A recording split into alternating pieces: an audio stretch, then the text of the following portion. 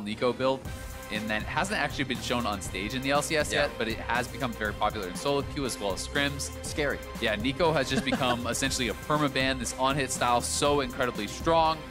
We are going to see a Galio, though, which we're expecting to be down to Smoothie in the support. We've not really been seeing any solo lane Galio for quite some time, but it is something that can kind of scale up and give a lot of utility, a lot of power in the teamfight stage especially. But I do think it can be punished. We'll see if OpTic want to try to go aggressive in that bottom lane to punish it. As they showed yesterday, they can do with picks like that Kalista. Most likely matching with another support pick as Tom Kench is left up. Big will take that under control to keep Arrow safe. Also one to try Kalista in that bot lane. We'll see the hover is what is second pick here for OpTic Gaming. Figuring could be strong early game. What will it be? Draven would be an interesting one. This was an Arrow signature pick in the past, so wouldn't be shocked to see it. I do think it also is going to give you a lot of that laning power against the Galio. Galio is very weak, I think, in some of the early levels here in lane, so it's something that could be punished. Certainly, Tom Kench is going to be able to give Draven the ability to play more aggressive because he can devour you up if you do get taunted by the Galio, if you're actually getting attacked there. But it is not really a support that always has the most kill pressure unless your opponents kind of opt into that fight, right? If they are sitting back and trying to stay away from you, it's harder to actually get fully stacked up to try to play aggressive and finish off a kill. We'll see if they can play it on that bot side, though.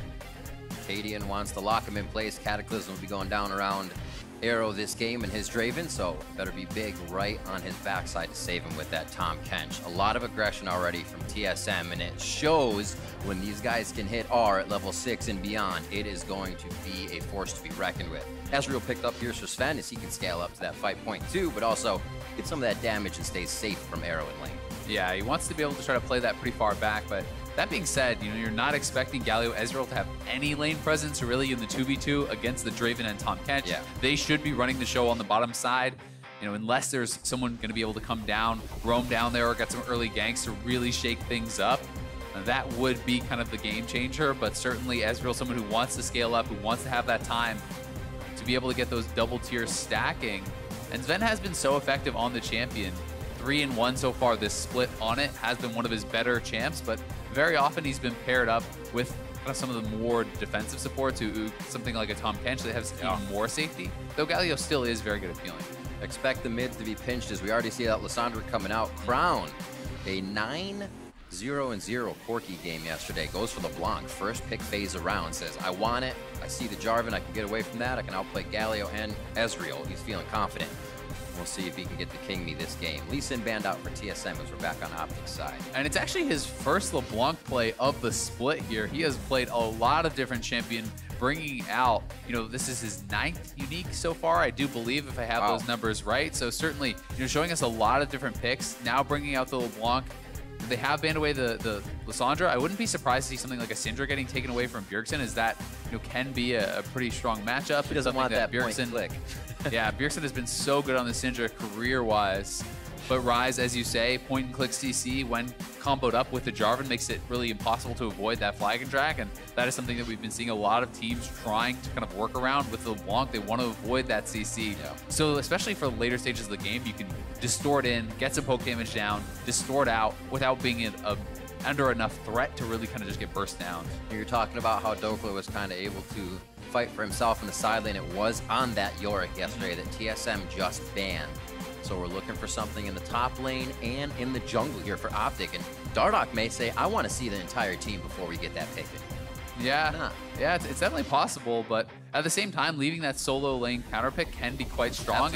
And we know J4 could be flex top or jungle still. We are expecting it to be jungle, but it is just going to be kind of consistency out of the jungle here from Dardoch, grabbing up that Sejuani. This is a very, very solid pick coming across here from him. Going to give them some additional initiation.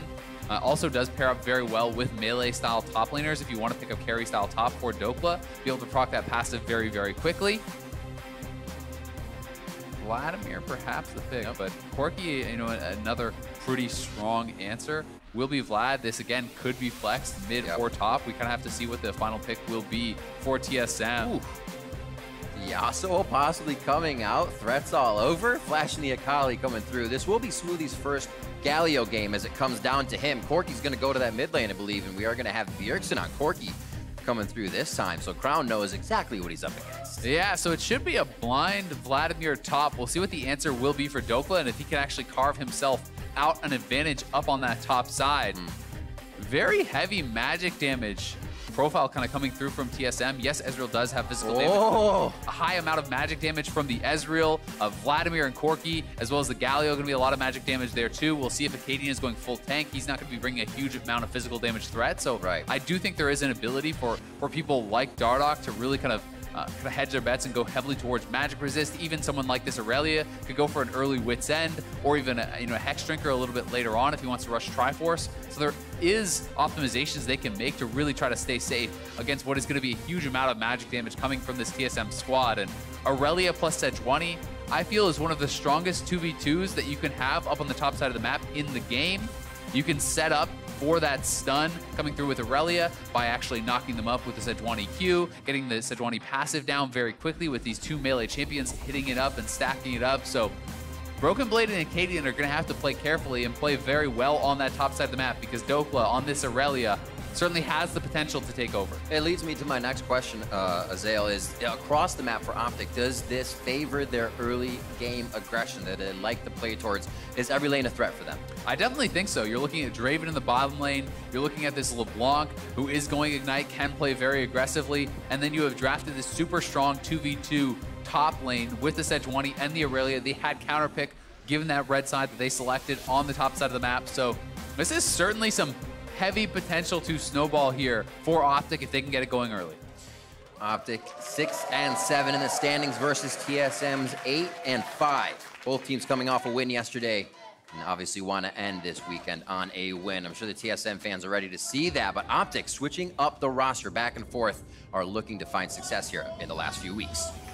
And I think if OpTic can't get any sort of an early lead and you're looking into the team fight stage later on, TSM has a monstrous team fight with double marksman. They have incredible engage here.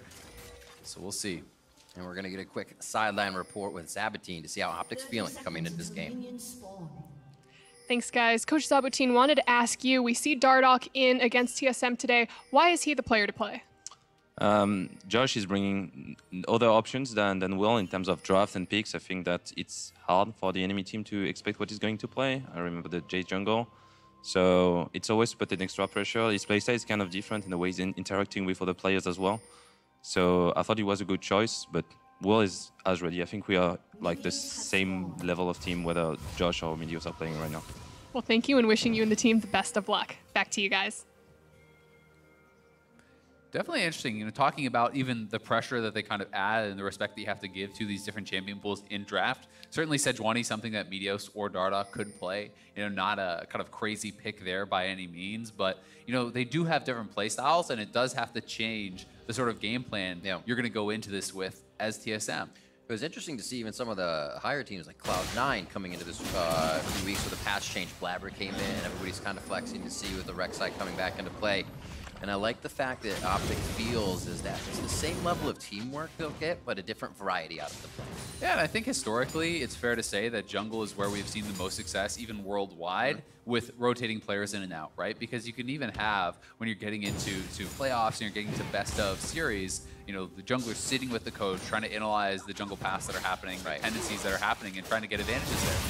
Ooh, nice few hits, good catches as Big gets in front of Arrow to get those stop attacks on the Mystic shots. And Smoothie, like I said, first Galio back and forth. We'll see how he plays this. And this is Klepto Draven, so popping the W, that's going to give you the ability to pop those Klepto procs. And we saw this actually yesterday, I do believe, from Deathly, so playing that same style of setup. And if you can actually have a successful early lane phase with this, not only are you getting potentially the gold from your passive with the cash in, but you're also getting more Klepto gold. And we have all experienced those games where Draven gets to an early BT and just feels like you cannot stop him. The hope here with Kleptomancy is that you get there even faster, that you're getting all that additional gold and can really take over with those early items. Early level 2 already pushed in, gonna have to fight with aggression under the turret here if OpTic continues to add pressure. And doesn't even look like Acadian can make a stomp down just yet. Made 3 ward down, but still needs his jungle. So here goes Big. And Arrow is off to a great start. See if Sven can clean these up. Bjergsen low in mid lane. His Crown is also getting that aggression on. The threats are working for OpTic early. Yeah, and Bjergsen still has a lot of potions he can kind of charge up here with that Corrupting Potion, but he does have to be careful because if you get too low, Crown did not expend the Ignite. And that's why Bjergsen's having to give the respect here to actually step back off the turret, give up a few of those CS because he's waiting for Fleet to heal him back up. He's waiting for these 2 Corruption Potions that he actually popped to heal him back up, knowing that if you step up too low on health, Crown could get a solo kill. And we saw what he could do with the lead yesterday. So certainly not the guy you want to put in that winning position. Even before his Corki game, we remember the Rise game just before as well. He was playing it against, now I'm going to forget. But he was just hiding in the brush, trying to get the kills down, making... Oh, here he goes! Goes in for it, one last shot back, it's heated! Bjergsen getting a kill, first blood going over as well, and they trade 1 for 1. I think that was the first blood for Crown, though. So Crown gets the extra gold there, and the minion wave is actually much better for Crown, but it is TP advantage for Bjergsen, and he did not blow his flash, so we'll see if he can actually reset this before Crown gets in the mid lane. I think he will be able to reset that wave, so pretty even trade overall, but it is summoner advantage for Bjergsen. And here this is one more time, Crown playing this so aggressive, trying to get this early edge, utilize the Ignite that he has. Down. He hits the Q, distorts forward, connects with the chain, and he just commits to it, tanking multiple turret shots, flashing forward to keep that chain leashed. And the last tower shot does knock him down, but Bjergsen... No, Bjergsen actually got first blood there. He got 400 gold, so certainly better for Bjergsen on the trade. Woo. Very, very close, though, and super aggressive plays. You honestly don't see a lot of that these days, where people are willing to take those huge risks to go for that solo kill. 1v1. It's not like summoners have been forced. It's not like anything else had been really happening. And look how defensive the buy is here from Bjergsen. He picks up a Ruby Crystal and a null magic mantle there. Really not wanting to fall prey to this early game here from Crown. Keeping these minions nice and low so you can farm it up. 38 to 29, so Bjergsen's still well within farm there and within pressure in the lane. What a fiery start to that mid lane between Crown and Bjerg. As OpTic, Arrow, and Big are still pushed up on this Draven and Tahm Kench bot lane. Smooth as Galio and Sven's Ezreal having a tough time here cleaning up, but they're staying within just the CS wave. And as long as they're not giving up a lot of turret plates, as long as they're not actually giving up a big CS deficit, it's not going to be the biggest deal. You certainly do expect OpTic to run this lane in the 2v2, and they have done so thus far. But if they don't cash in, if they don't get turret plates, well, Ezreal's going to scale up, Galio's going to be great in the team fights, and it's not going to really result in much of a difference. Oh, this is just going to be as a matter of fact play. Yeah, you saw us, but it doesn't matter. It seems like Crown might still be roaming down, according to TSM's vision. Yeah, exactly. They don't really see, so just that pressure alone, my guess is that he's actually gone back towards the mid lane now. But that alone got them a turret plate, denied a couple CS from Sven, so that pressure was certainly worthwhile. And really, what did he lose in the mid lane? Maybe a melee minion? Bjergsen's not going to push that. Yeah, exactly. Because Bjergsen doesn't know where that vision is either. They really don't have a lot of TSM wards on that side of the map, which means that they're pretty vulnerable. I mean, you can actually look and you can see the bottom side jungle here. There's not a lot of TSM vision, and now they're trying to actually get out there and reclaim some, which is why you have Acadian over there and you have Tahm Kench moving up, trying to kind of cover these areas to give Bjergsen that freedom to push and to keep that bot lane feeling safe. So nobody knows the future, but do we have a kind of clip, or do you want to see OpTic work at a certain rate to get something next? Yeah, I think you want to see OpTic continue to push the pace, right? I don't think that there's a certain time where it's like 15 minutes or you lose, but I think that they should be playing around this bottom lane pressure. The TP, I think, throws a bit of the wrench in the gears here or there, as Sven has gotten a really good recall with Tier Sheen. So now the recall timings are a bit off, but I think that after this recall, you should see Arrow and Big reestablish bot lane pressure. You should see them moving towards the Mountain Drake and using that as a way to threaten potential neutral objectives. Acadian Todd, Dokla trying to get out. He's going to be going down as Broken Blade picks up that kill. He was not expecting aggression from those two of TSM. Yeah, really nice job from Acadian getting up there and turning that one very heavily in Broken Blade's favor. Dokla with that early build, he's going to be going towards the Wit's End with that recurve bow, certainly, and I think this is very, very strong in the 1v1, but what that does mean is you have no HP whatsoever in your build, so you're going to be even more vulnerable to the early physical damage that's coming out here from the Jarvan. So Dokla getting pretty aggressive. Might have had a chance to win that 1v1, I'm not sure, but you know, with Acadian joining in, flashes in, hits the ultimate, that's more than enough to finish it off. So great job by him being in the right place at the right time. Broken Blade now grabbing a lot of the early CDR. He has the Fiendish Codex as well as that Kindle gem. He's closing in on level 9. That is really where a lot of people pinpoint Vladimir starting to really turn on. It becomes difficult to push him out of lane at that point. And a huge play by TSM just to kind of squeak that in. Dardoch had eyes on Acadian. That was about the only time Acadian wasn't in vision, and they made it work into the top lane. So getting things back when they can. We're just short of a minute and a half on 10 minutes into the game here. 600 gold lead to TSM with a few kills and keeping the lanes not too high up, but the pressure good enough to stay up there in CS. Yeah, and you can actually see, you know, on the top side of the map in this top river, there's a really nice kind of line of vision that the TSM is creating. There's no optic wards on this side of the map whatsoever, and they're trying to do that, you know, to give that freedom for Broken Blade and to make it so Dokla can't play as aggressive because he's not necessarily sure when someone else is coming up there to try to turn that fight around. Doesn't have too much vision himself. Feels comfortable though. He's like, he won't gank me this fast twice. Never. They're pinging on to Dardoch right now. They see him just over the wall of Wraith Camp, so he's going to get himself out. Raptor Camp, wow, going back.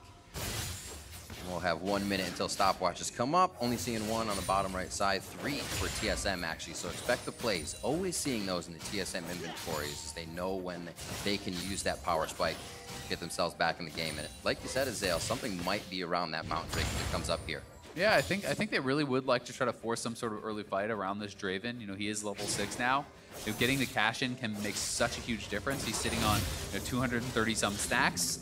That is certainly a lot of additional gold if he can get that kill. It could kind of propel them forward in this game because TSM is happy to play this slowly, having such strong scaling, having great initiation for the team fight with J4 plus Galio, Vladimir to amp double marksman damage, as well as the Jarvan flag giving attack speed to both those marksmen. You know, that is nasty late game synergy for the 5v5. So OpTic is going to be feeling some pressure to really make things happen.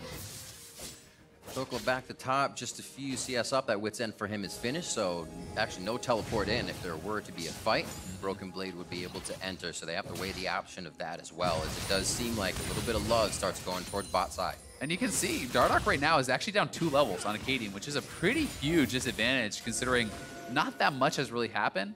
Dardoch certainly will be hitting level 7 soon, and does just now on his camp, but Acadian has been doing a good job. He's cold as ice, man. Hit the ults, you can be as far behind as you want, right?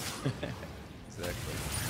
And Dokla now showing off that wit's end, right? You know, the extended trades, if you can stay on top of the Vladimir, you will win out on those. It's such a strong, efficient item in that 1v1 against the Vladimir. Giving you the early magic resist is going to make it a lot harder for Broken Blade to kind of fight back. And that early attack speed is going to be very strong in extended trades also. So Broken Blade is going to have to kind of manage the minion waves quite well. He wants to stay closer to his turret and not have to be pushed up.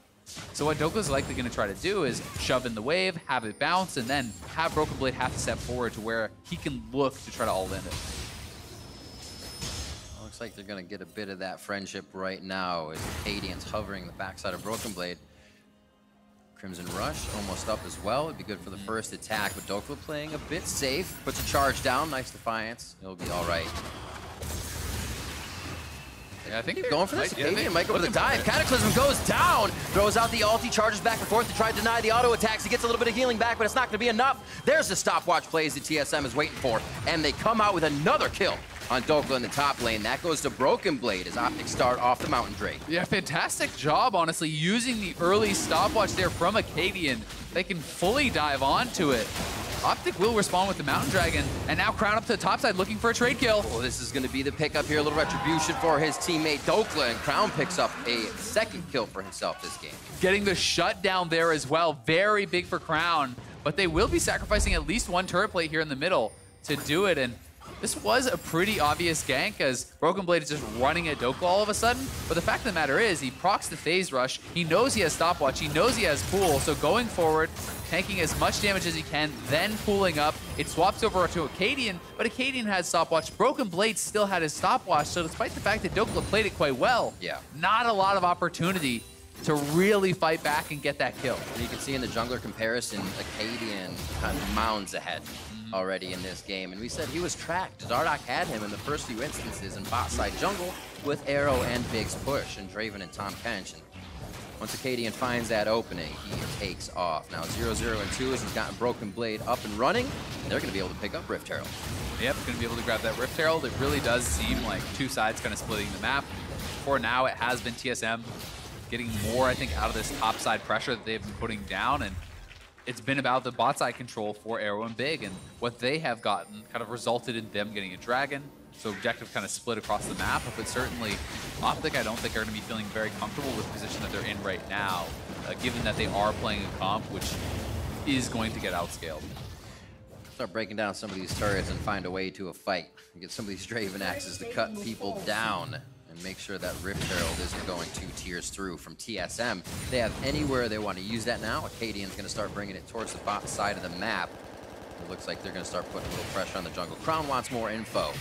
Not happy with just the CS in lane right now. That's honestly a nice little ward just over the edge of that Raptor pit right there, that they actually are able to kind of have that out of range of the pink ward over here, and they do suss out that they were probably on vision. Now Dokla, again, you can see how he wins these extended trades, but every time Broken Blade just gets back to his turret, he has the stopwatch, he has the pool available, and Acadian working his way back up perhaps towards the top side of the map is sitting in that red side jungle now. So Dokla's always having to be careful, and despite the fact that he's kind of stronger in that 1v1, he's the one who has 2 deaths. That's patience. Broken Blade, youngest player in the LCS at 19, actually just hit that, I believe, in like January 17th or 18th, his birthday. But he still has this mentality of, yes, there's times to go aggressive, but there's also times I have to sit back, allow the team to do things, even when my jungler is well behind the other top laner. So just seeing his play style come and work with TSM so well has been pretty cool. Yeah, and I think Broken Blade, as you say, you know, he's such a young guy and he has a lot of room to grow, and it's going to be interesting to kind of track his progress as he's shown some incredible mechanical games, and at times he has overreached, right? He has had those mistakes that have cost him. So seeing that development and watching him, you know, as he kind of spends his first season in the LCS is going to be very, very exciting. The champion pool he's put out pretty crazy as well. Oh. Sven not feeling good under the blades of Arrow right now. Smoothie's going to get a little more vision. They are covered down there. It's like a light bright of security, and OpTic can see everything. Bjergsen's forced to clean up on mid, and it looks like there may be a party on the bot side. A quick distortion from Crown, and it looks like he's trying to just draw attention if Bjergsen's doing a bit. Yeah, for sure. So we'll see if they're going to be able to get back down there. But TSM trying to maintain at least enough defensive vision to keep them safe. There's been such a focus on that jungle side. You know, there's both teams really fighting for vision. OpTic really prioritizing getting vision on that side of the map and kind of not helping out Dokla as much, which has resulted in a couple of his deaths. It's also a tough position for Dokla to be in, given that he's playing a matchup where you have to play aggressive to actually win. You don't win by just farming against the Vladimir. You need to be diving onto him. But every time you do that, you're exposing yourself to a potential gank. So not having vision up there really is a limiting factor in his 1v1. Dive on Vladimir. At this point now, you're going to be finding a Smoothie. Pretty big entrance on that Galio. We haven't seen too much from the bot lane as Sven and Smoothie are just scaling up. He does have that gauntlet, and he's charging up his Muramana now. I'd say man. And they don't need to really get anything done aggressively, right? You know, I think a lot of where their power of these 2 picks for the TSM bottom lane is going to come is the team fights. Right, you know, Smoothie and Sven are going to be happy as long as they're defending the turret, as long as they are staying fairly even in CS, and they have certainly managed to do that. I think that bottom lane turret will fall eventually, but you know, it's 16 odd minutes into the game. Not that big of a deal if they do lose it at this point. I think they have done their job well enough that TSM are going to be feeling very comfortable moving into this mid-game stage where Triforce is already done for Corki and their bottom lane already is on 2 items. They're going to be feeling good. Merc Tread's really helping Bjergsen here. Dardoch sitting on that pink ward. May not like the result they get here. He's not going to be crowd controlled into any situation that gets him killed, but they are going to try to protect this mid lane turret. Dokla to push top. Teleports up if the team goes for anything, but Sven and Smoothie both on the inside track for OpTic, Arrow, and Big, and TSM grab mid, and they're able to come down and get the Ocean Drake. Yep. Beautiful job at 17 minutes. Yeah, they grabbed first turret for themselves, and despite all the kind of laning power that OpTic did draft for, OpTic will be able to trade back the bottom turret and potentially the top turret as well, as Dokla is working on that, you know, and should be able to get it. So, you know, 2 turrets for the 1, but it is 1 turret being that mid lane turret, a very important one on the map, and also the dragon. And again, TSM are trying to kind of go even at this stage in the game. They're going to be happy as long as there is gold parity, where it is OpTic who have more pressure to try to get things done. And you kind of feel like they may be forced into going into the 1-3-1, trying to have Aurelia and LeBlanc in the side lanes and trying to pull the map apart, because you really are not going to want to opt into a straight up 5v5 where Draven is likely just going to get dove on by all these members. That accelerates it for TSM. The entire team wants OpTic to find a fight in this dog pile. Will they be able to spread out enough is the question. The vision has been good enough from what they've been putting in the side lanes. Now can OpTic protect that, move it up, and as you're saying, get that 1-3-1 running. Yeah, and also for TSM, you know, a lot of the criticism of TSM this year has been about these kind of mistakes in execution, these lapses in judgment where maybe someone gives up a kill that they shouldn't have or dives too far. And sometimes those can be revealed by a team playing split push. So we'll see, hey, can they play a calm and collected game, force that team fight that they are going to want with this composition, and try to close it out pretty quickly. Sven is sitting on not too much. Everybody's actually still building their coffers right now after the last buy. As we said, Bjergsen working off of that Triforce. Not too much more for the team to really get a big fight off of. They're waiting for OpTic to make a mistake, but this is something OpTic has been kind of weeding out of their playbook as mistakes. They don't want to lose any of the early game leads that they can accrue just to one small mistake. They've let that second Drake go. Mountain was good enough for them. They've impacted 2 turrets. Now it's about getting a bit more forward and not being hesitant against TSM, which I think we've talked about OpTic's leads before and how easy to see is visual. Sometimes you don't know you have the lead if it's accrued through a few lanes or a bit of a play or you're warding. And sometimes that's what you need to see to get ahead. Totally, it can be really hard to actually know at all stages. Everyone has had those games where they're actually ahead in goal, but it feels like you're behind because the other team is maybe dictating the plays, or you feel like you're ahead because you're dictating the plays and you're actually behind. So, you know, it is something that is a very important skill to actually master, and we can see that Bjergsen down here on the bottom side, he is being trailed by Acadian. They're hoping that Crown will go aggressive, and they can look to make a play here. Because there's, you know, a couple different ways you can play against this as TSM. You can see Aurelia is going to be splitting top, LeBlanc is splitting bot. So Acadian either wants to try to force something, you know, you group and you force on the 3-man squad, or you try to pick off a side lane and then try to get something from that. So for now, Acadian trying to kind of ghost and stay behind his own split pushers in case OpTic ever goes aggressive, and then he can punish them. Knight's Vow on Acadian for Bjergsen. Link up already. He's going to grab red buff as well, so he can get a little more side lane protection and get himself out of trouble if they get on him with a slow. And he will wait. Very patient game for TSM here. Usually they're activating a few fights that they want, but OpTic is not giving them anything. And props to OpTic, as I said before here. 20 minutes in, I think we're going to have to start seeing teams kind of huddle up around these turrets, the last few standing in the outer ring. Yeah, and some of that is certainly compositional based in the way that TSM is playing, right? They're going to be happy to kind of wait and see what OpTic is doing. You know, you're going to be ones feeling like your opponents are more on that clock. You know, we saw how monstrous Crown was yesterday on the Corki. If you let Corki get to, you know, 3 items, 4 items, he is going to absolutely make you pay for that. And Dokla now maybe getting caught out. History repeats itself on the top side of the map. Dokla trying to go for the fight a little bit more this time, but he's definitely going down. It's Acadian picking that one up. They rinse and repeat the top lane gank again. Yep, Acadian tried this on the bot side with Bjergsen, couldn't catch Crown, goes straight up to the top side, does catch Dokla, which is going to mean they're going to lose their outer tower. And if you're losing in that side lane, it's going to be very hard for this 1v1, this 1-3-1 to really be pulled off here for OpTic. So Dokla has got to be careful, either needs more vision around him or to play more safely, unless he knows where Acadian is. Ooh, nice Crown gets himself out. A little scary there, but he'll be fine. Big was there to devour if anything went too wrong, as Arrow continues to farm up in that mid lane. Yeah, Arrow and Sven just farming it up. Over 600 stacks you can see on Arrow right now. You can't see the last number, but certainly looking like he has a lot to cash in here if he were able to ever get that kill. Sitting on 2 items plus the QSS, and also likewise for TSM, when you have such a good dive composition, Draven was already probably going to be your target. Now if you kill him, you erase a lot of those passive stacks. That would be enormous, and they certainly have the composition to be able to do it. Mountain Drake looking tasty for TSM. Definitely eyes on Arrow. See if he cashes in on this one. We'll see how much cash he gets, especially if he takes somebody down like Bjergsen, get an extra bit of money on that. And good pressure from TSM and the fight comp that they've been working with.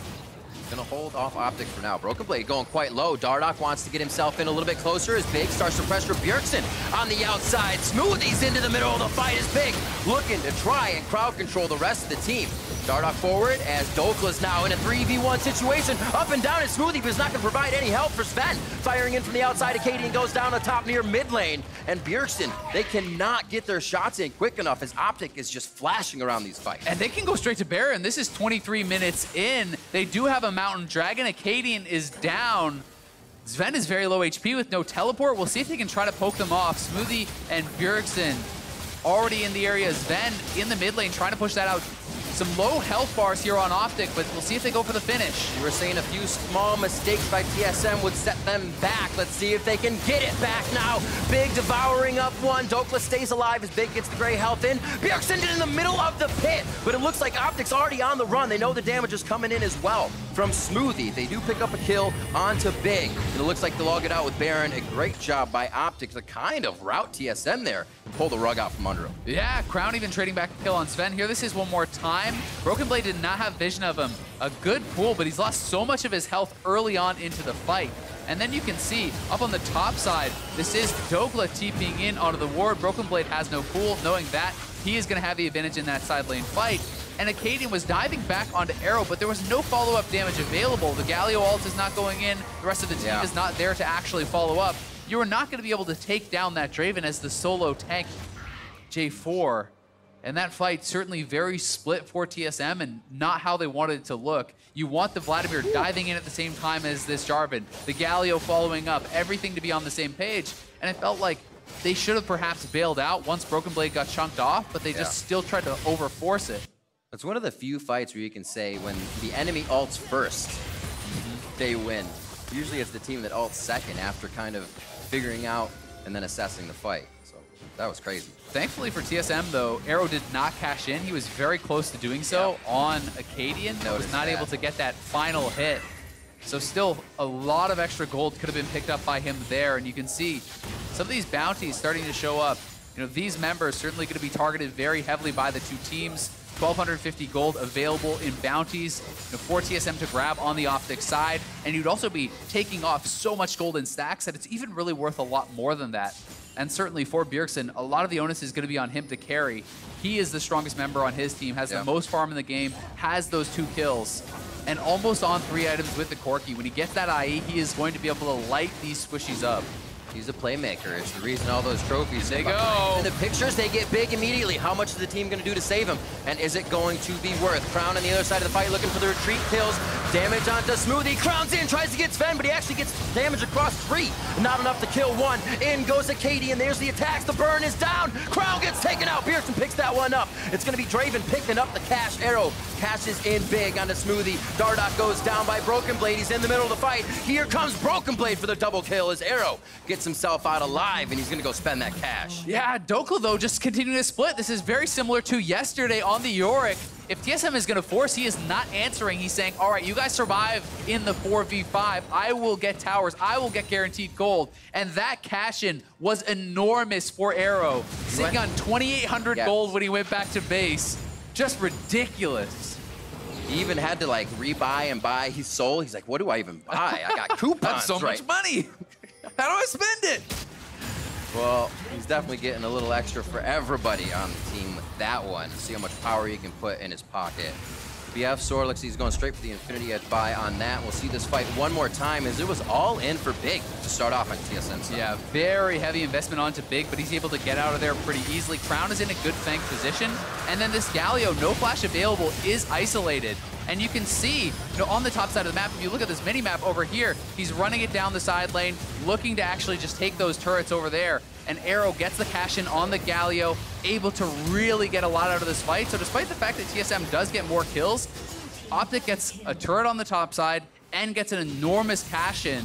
So it still goes into a gold positive fight for them. Always finding a way to squeak it out in the end of the fight as well. Broken Blade on this Vladimir. Showing up from the top lane, getting a little bit of help from Acadian. And we see Crown trying to put up the fight now. Arrow stepping in with a little bit of that gold. Does get the Infinity Edge finish, as I was pretty sure he wasn't far off after cashing in there. So we'll see these rapid fire cannon shots really coming into play if you can hit the priority targets. Yeah, you get the right crit on one of these members, and it's pretty terrifying. Bjergsen, likewise, he's sitting at level 16, so max rank of the ultimate. Yep. He has the IE rapid fire and the Triforce, so you shoot out a rocket, that gives you your Triforce proc. If you can get a crit auto with the Sheen proc plus the rapid fire and that IE, you will absolutely light someone up. So these guys have got to be very, very careful about how they're playing it out. Bjergsen has potential to erase these squishies, but at the same time, not a lot of defense picked up to deal with this Draven for him. He's itemizing more towards LeBlanc, which makes sense, but does mean if he messes up, he could get destroyed. Yeah, well, they're sticking together here. A little 1v1 in the bot lane. Nice hit with a flawless duet for Dokla, going long range on that to get an upper hand as they go back and forth. So they have eyes on Dokla. I don't think they see Dardoch, however, coming through the jungle just yet. He might have a clip on this side, but he's only going to have Smoothie to engage on. Not the best target.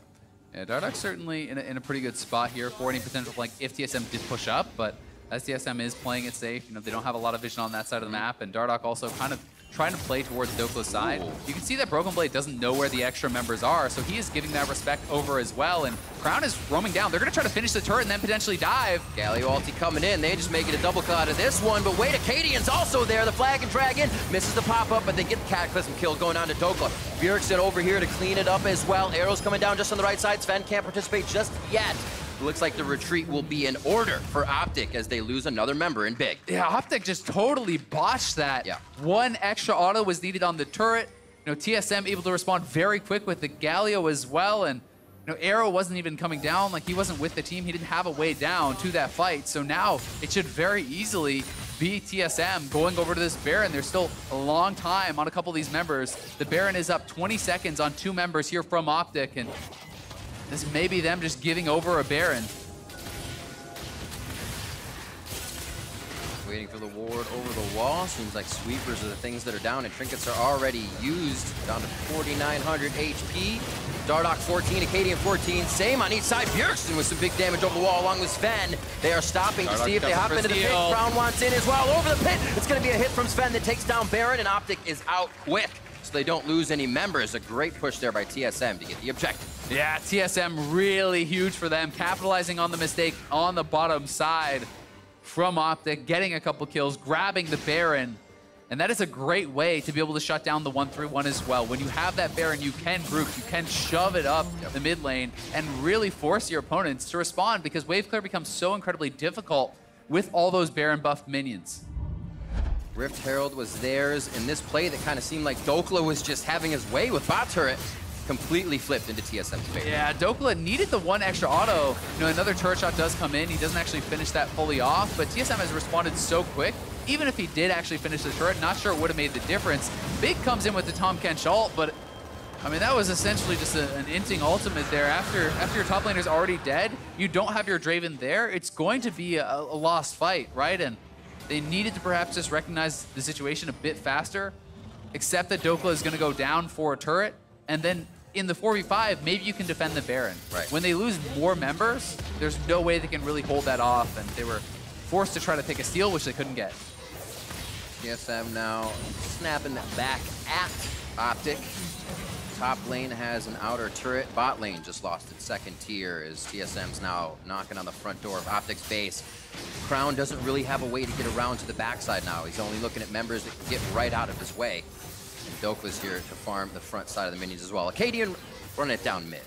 Yep, just pushing those minions in. And you have all your carries elsewhere, so everyone from OpTic goes over to try to respond to that, and then Acadian full tank Jarvan can just walk up, buff up those minions, and still pressure a turret by himself. And TSM likely going to be able to knock down this turret very quickly. It's going to go down on this wave, and then it's full retreat for OpTic. That means you're pretty much going to have to seed the inhibitor. We'll see if they do elect to fight. Oh, seeing right through that play of Crown. Smoothie had a taunt prepared. And it looks like they're going to get some good damage on and force him to the fountain. He leaves his clone out to be a nuisance. And imagine this push happening the other way. OpTic has had 2 straight waves pounding into that top side turret on TSM's side, but nobody's been there to even pick it up or push it in. And TSM's able to stay and play. The ultimate coming out from Dardoch just misses as Broken Blade takes the front end of damage. They love that. The Vladimir's just going to heal back up. Dardoch looking for possibly another way back in to help his team as now everybody's on the retreat, turning tail. And it's going to be Inhibitor that follows next on their side. TSM is just too strong 32 minutes in. Yeah, there's just almost no way for OpTic to actually approach a straight up 5v5 team fight when TSM already has their battle lines established, already has everyone grouped up, and you can see it was a good ult from Dardoch, just barely not in range. It did hit the slow on Bjergsen, but not able to quite actually get that stun onto him. But even if it connects, I'm not sure that you can actually dive through Galio and all these members when there's so much added damage, and then you're diving into a Vladimir who is going to counter engage and ult your whole team. So tough position that OpTic is in now, but at least the Baron buff will be expiring.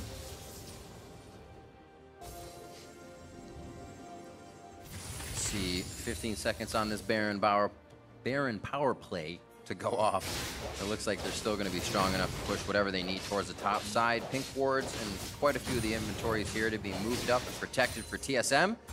As Arrow continues to farm, he's already trying to get a bit of armor pen in, knowing that TSM has just been able to build and surpass the point that OpTic has been at in the mid-game.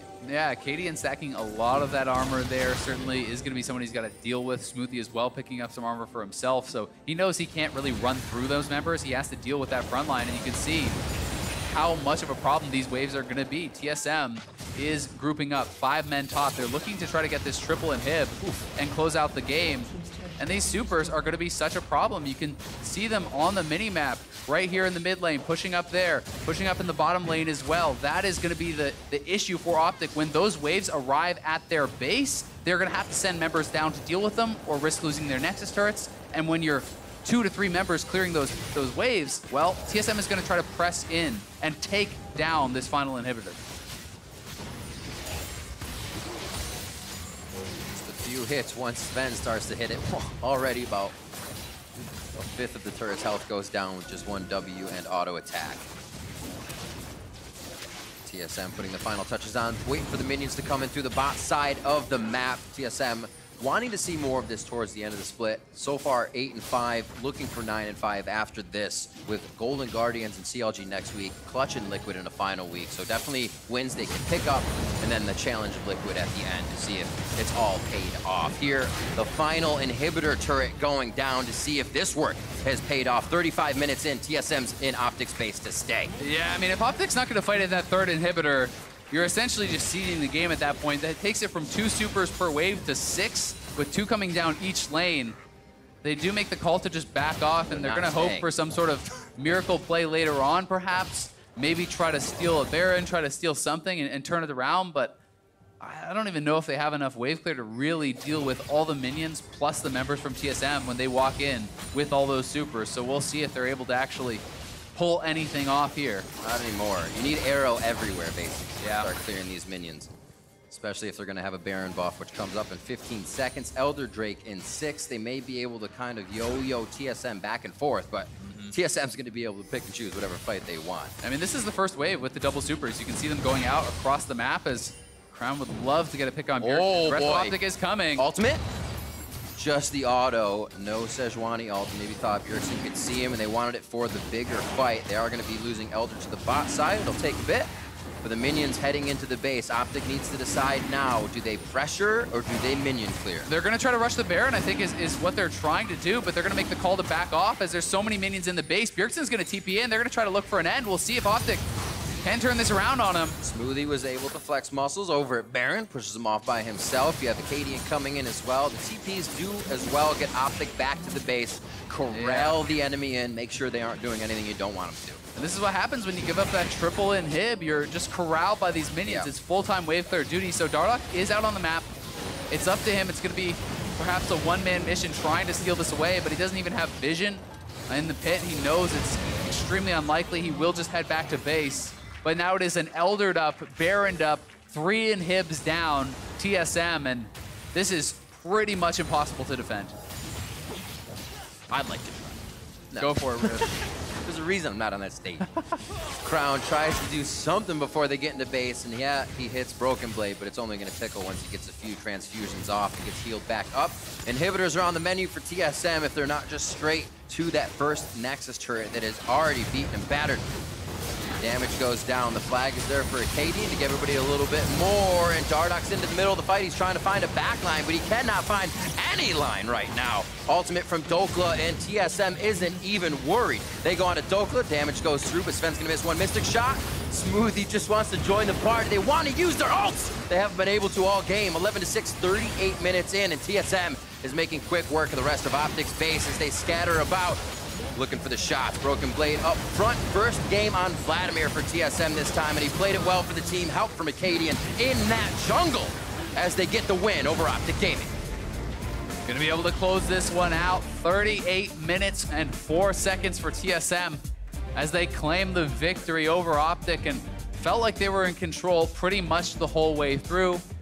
OpTic did have, a couple big moments. Crown picking up 5 kills certainly was a highlight. OpTic was able to get the big cash in on the Draven, but they were never able to really make good on the lane advantages that they drafted for. Picking up all of these kind of bully lanes, these matchups they're supposed to win in isolation, it never really came to fruition for them. They were never able to get a big enough advantage.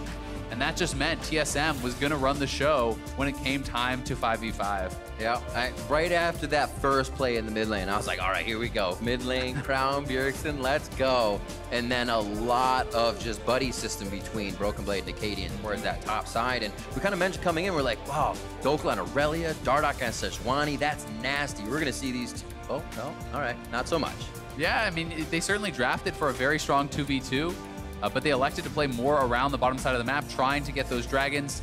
And Dokla didn't have vision around him, was caught out a number of times by that pairing. Acadian and Broken Blade certainly looking good in that regard. And despite the fact that every time we saw the isolated 1v1s, Dokla was kind of winning those fights, pressuring the Vladimir. Broken Blade never gave him enough space to ever kill him, and always waited for the correct times. Him and Acadian pairing up, and looking very good in this game. Just enough to make it look good, the extra step, and then they would bite back from the side of TSM. So Pastry Time is now standing by for a Winter's interview with TSM Smoothie. Thank you very much. I am here with Smoothie. 2-0 for TSM on the weekend, which must feel good. But I know that there was a lot of expectations, as always, for TSM. How are you feeling kind of about the way you guys are playing and maybe the cleanliness of the games this weekend?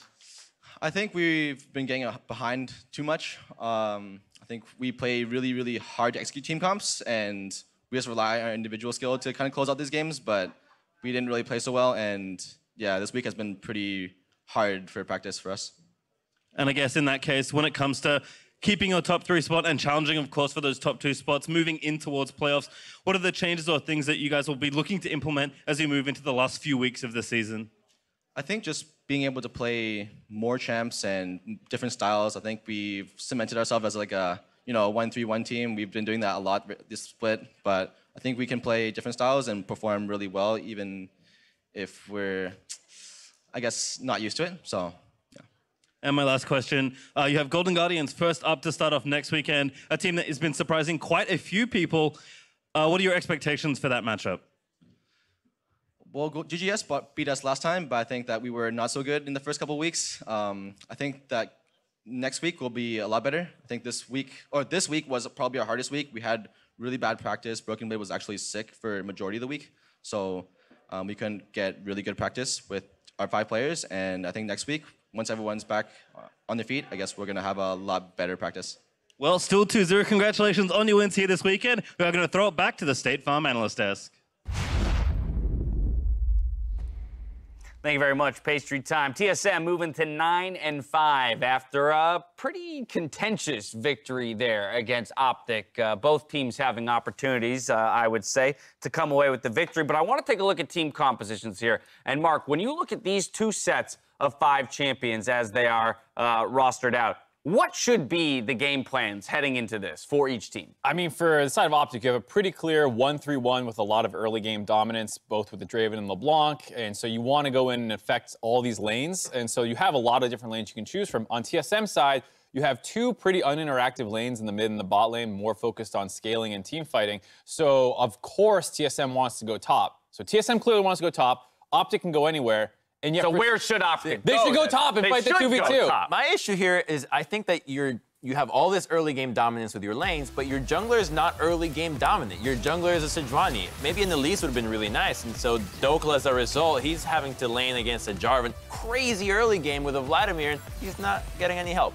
Yeah, but this is the thing is you can go make other things happen. Like you can fight a 2v2 top. You can be there to cover a dive like this when it comes in because you know the only place that Cadian can go is top, and they were never there to turn these plays around, try and help them out. And this was kind of what gave TSM their foothold in this game, because if you were able to keep this lane even while your other two lanes were getting ahead on their own just by being more early game focused champions, you might be able to take this game. Right, and I believe we had a stat earlier in the day that showed that Dokla has the most isolated death. Oh, yeah. And if you're curious, he also has the lowest wards per minute out of any top laner as well.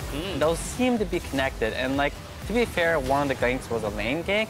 However, you know, if you need help getting vision, you need to tell your team, hey, I need help getting wards. So just ask for people. Right, again, that's another thing that the jungler could help you out with if you are able to make that request. Of course, he had, I think, 4 deaths pretty early on in the game there to hand over some advantages to Broken Blade and again give them some of that team fight power that will let TSM contest later down the line. I do think that's a difficult thing to do when you're coming into a new team and you're kind of learning that as a laner, you do have access to tell your jungler, hey, I need you to do this for me. And simultaneously, the jungler can do the same thing for the laner. And if you're not confident with your team, comfortable communicating, like, I literally need you to do this for me, then you're just not going to ask for it. You're going to start dying. And especially in a game where we're saying, you know, mid wants the jungler and bot wants, jungler wants to, or Draven wants to snowball his lane. LeBlanc wants to snowball her lane. So Dardoch's probably getting pulled all over the map at this point. And so I don't envy his position, but it was still strategically, I have to say, probably should have gone top more. Yeah, without a doubt. Of course, this didn't stop OpTic from picking up some kills and eventually securing a Baron buff for themselves. So while things were going awry in the top lane, here's some of the good. Right, and this fight started off with a huge chunk onto Broken Blade. I'm surprised TSM is still trying to take this fight at this point. Their carry top laner is literally out of the fight. The only person that The guy who's gotten all the kills. Right, and he's not even a part of this fight. So TSM taking this fight for, I believe, an Earth Dragon is definitely not worthwhile. This is one of the situations where you have to say, hey, I got chunked out. I don't think we can fight. Yeah, it goes from, you know, losing a neutral objective, Mountain Drake, oh well, to Baron's gone now, and we might start losing this game. Right, Baron is picked up by OpTic. Now let's see what they do with it, because these last 2 weeks, we've really been hammering what is it that teams are doing to take that global advantage like a Baron and snowball to a victory. And here, OpTic drops the ball. The biggest issue is OpTic is fighting with a teleport disadvantage here. You have a split pusher topside, and they're already committed to the objective. I mean, by the time this fight has already happened, it's already way too late. You blundered your Baron, to be honest. And I think we both agreed that the way to play this is push first, take advantage of getting towers, and then fall back into the objectives. Right, and something I want to call out, I gotta say this is on Dokla for being top lane in the first place. So when you have an objective spawning and you're trying to split push, you want to split push on the objective, like that side of the map, if you don't have TP. So once they got that Baron and saw Dragon was spawning, Dokla should be going bottom, and the rest of them should be going mid. So that way that they actually have pressure and 5 people on the same side of the objective, and he's just not there. From there, you collapse into the red side jungle, drop your wards as you retreat back to the Dragon. Cool, now we've got vision and control over the jungle to safely secure that objective. I mean, you can play it a lot of different ways. You know, like Crumbs is saying, you have Baron buff for a limited amount of time. Using that to get vision control around a Drake and like kind of have a little footsie game is not the most effective use of Baron to begin with. So, you know, they have a lot of different ways they can do it, and they just chose one of the worst ones. It's like a funnel. Bad choices. I was like, we'll take that one. Let's talk about TSM, though, in the victory, as well as, you know, outside of it holistically. Smoothie mentioned they didn't have the greatest week of practice, and this is yet another game where they were at a time behind and had to kind of climb back into it, as we've seen either before or, again, I'll refer back to that C9 game where they had the lead and threw it back. And so still definitely plagued with some issues, but solidly a top 3 team here in North America. How are we feeling about their prospects of challenging Cloud9 and TL moving towards the postseason? Right, so OpTic had a lot of blunders this game, but however, once TSM did get the lead in the game, they like snowballed it and basically won from that point out. They got given the lead, to be fair, but once they got that lead, the game was like in their hands. I mean, they were expected to fall behind just based off the draft, like we're saying, much more early game in the side of OpTic. They didn't need to make that mistake around Dragon, but they recovered pretty well, all things considered. I do really like TSM's drafting so far because it always gives you the opportunity to, we have a way to punish a mistake if we see it. We have a way to scale, let our carries shine. Like, the tools are always there, so it's always a matter of execution, which some teams don't even give themselves a chance. I really don't agree with the OpTic draft. I really think an Elise would have been better, where you just all in early game. You have a jungler that can legitimately be in all 3 lanes very early on, and maybe that's the way to snowball a game, as opposed to banking on late game where now you've got AD carries with a QSS. Forget about engaging. Well, Coach Zix in the driver's seat there for TSM, so good on him for securing a team composition that allowed TSM to fight through towards the W. As we go to break, vote in chat for this week's artistic challenge for LCS Cooldown, where Bang and Onda will use Play-Doh to sculpt the champions that you choose. So spam chat before 100 Thieves versus Cloud9.